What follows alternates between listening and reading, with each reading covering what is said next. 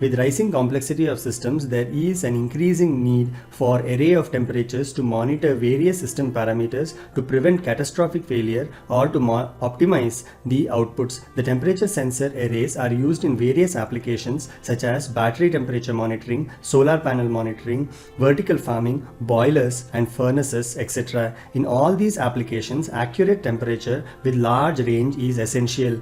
They also require high reliability, and hence temperature sensors such as PT1000, PT100 or thermocouples are used. For temperature sensing, we typically need a Wheatstone bridge for converting resistance into voltage. As well known, the Wheatstone bridge has 4 resistors, out of which one is the sensor itself, which under balanced condition gives a difference voltage of 0 volts between the arms of the bridge. For building this system, let's make a block diagram of temperature sensor system. The block diagram consists of a PT1000, which will be the temperature sensor to be used in the system, connected to a bridge where the differential voltage proportional to the temperature is generated. The generated differential voltage is converted into a single-ended voltage using an instrumentation amplifier. The output of the amplifier is accepted as input by an analog to digital converter, which provides digitized output to the processor where temperature is calculated. The calculated temperature is transferred to a mobile app via a Bluetooth interface. Several of the sensor systems, as described in the previous configuration, can be connected to a phone app. This configuration is very popular in distributed architectures like home heating, etc. However, if we need to take readings from co-located sensors, then an alternate configuration can be explored.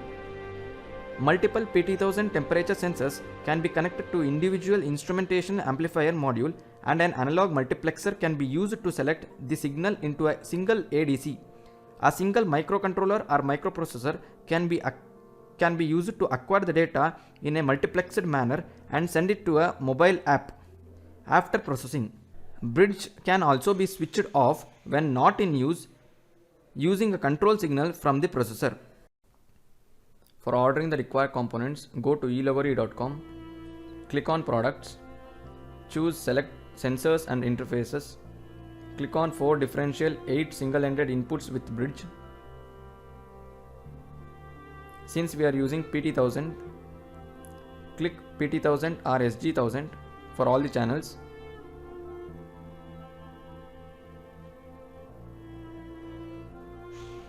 Set quantity as 2.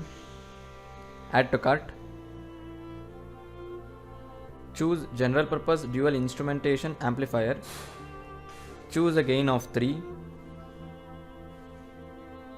Set quantity as 4 and add to cart. Next, click on products.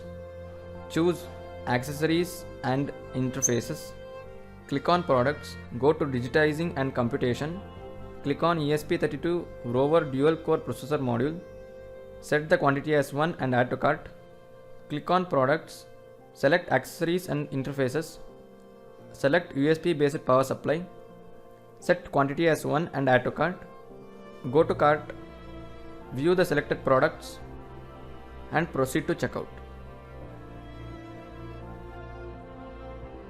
Arrangement of modules as per block diagram.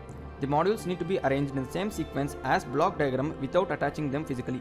New jumper connections have to be identified and made before connecting them. Connecting jumpers on E-LAGORi board.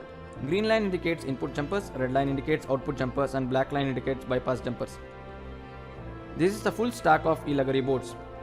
In summary, the 4 PT1000 sensors are connected to each bridge board, and the output are routed to the jumpers OA-OJ, OK-OL, OM-ON and OO-OP, which are differential in nature. In second bridge board, previously mentioned outputs are bypassed by marking the jumpers. Further, the outputs are routed to OA-OB, OC-OD, OE-OF and OG-OH. Each instrumental amplifier can process 2 differential signals. So, OA-OB, OC-OD will be taken in IA1 by sorting the jumpers IA, IB and IC, ID. The outputs are routed to OB and OD. This is continued in all IA boards, hence processing 2 differential signals in each board. The output signals that are not being processed in the current board are bypassed by sorting the bypass jumpers. Finally, all the outputs will be available in OB, OD, OF, OH, OJ, OL, ON, OP. These are taken into the ESP32 processor board by sorting the IB, ID, IF, IH, IJ, IL, IN, IP jumpers. The microprocessor will sample through the mux. Our test setup consists of E-LAGORi boards stacked up in the order as previously mentioned. A commercial temperature sensor displays reference temperature. A PT100 used as reference sensor is immersed in water inside a heater flask. The PT1000 temperature sensors, which are 8 in number, are also immersed inside the same water heater. The USB of the E-LAGORi board is connected to a laptop with Arduino IDE, and the serial monitor is used to view the temperature measured by PT1000 sensors through the E-LAGORi board. The water temperature is measured as 28 degrees Celsius by both reference RTD and the RTD array. At about 100 seconds, kettle is turned on and kettle temperature steadily rises to 100 degrees Celsius in 200 seconds. At 300 seconds, the kettle stabilizes the temperature at 100 degrees Celsius. All RTD temperatures are similar. The kettle is turned off at 350 seconds and the temperature of the water begins to drop. The entire physical process is recorded with good accuracy using our 8 RTD array. A comparison with reference RTD and E-LAGORi RTD array is performed and is as shown in the figure. The sensor reading from all 8 RTDs are almost identical and they overlap. The measurement shows reasonable accuracy with respect to the reference RTD, and error is about ±2 degree only at high temperatures, which may be because of the bubbling, as the RTD array and the reference RTD are not co-located. Conclusion. Thus, we can see that an RTD array can be easily constructed using E-LAGORi boards in about 30 minutes. Data can be sent to a mobile phone using Bluetooth protocol. In the next blog, we will interface a few soil moisture conductivity sensors to the same stack. Visit www.e-lagori.com for more details.